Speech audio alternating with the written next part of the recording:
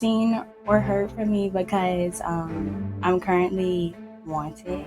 Mariah Hamilton, the ex-girlfriend of accused murderer YNW Melly, sits down for an interview with us to talk about the case, her relationship with the rapper, and why she never appeared in court. Welcome to Sidebar, presented by Law and Crime. I'm Jesse Weber. So anybody who follows Sidebar knows that we were pretty heavy in covering the YNW Melly double murder trial out of Broward County, Florida.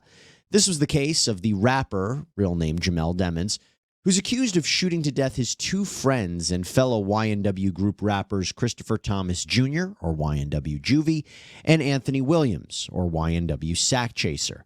The two men were found shot to death on October 26, 2018, after Melly's co-defendant, Cortland Henry, or YNW Bortland, pulled up to the hospital with the bodies of Thomas and Williams in the car, claiming that they were all victims of a drive-by shooting. Now, the evidence has suggested that this was a staged drive-by shooting and that the shots actually came from inside the vehicle.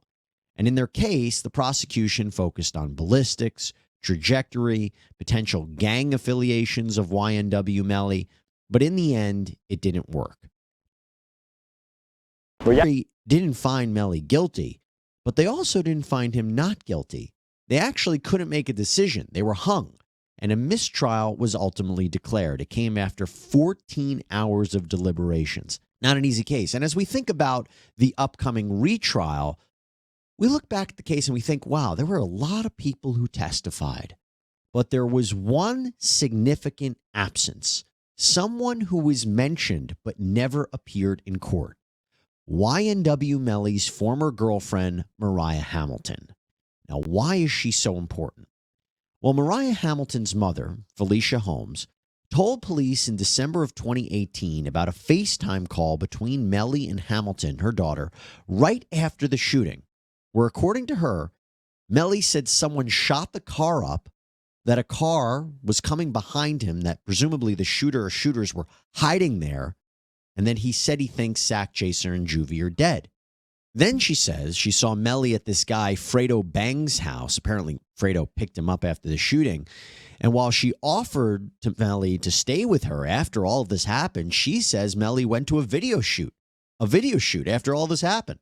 Then at some point, Holmes says that her daughter told her that Melly was threatening her and that she feels Melly had something to do with the murders. Hamilton even talked to law enforcement about a text from Melly where he allegedly says, "I take lives." Hamilton also addressed possible tension that Melly may have had with one of the victims, and follow-up reporting indicates that might have been Sack Chaser. Now, this is important testimony, right? This is important evidence. But the problem was Miss Holmes' sworn deposition years later in 2022 was not consistent with what she told police in 2018. In fact, when Holmes took the stand in YNW Melly's trial, things got heated, basically accusing the government, from law enforcement to the prosecutor, of threatening her and her daughter, Mariah Hamilton, to testify against Melly. Did you have an opportunity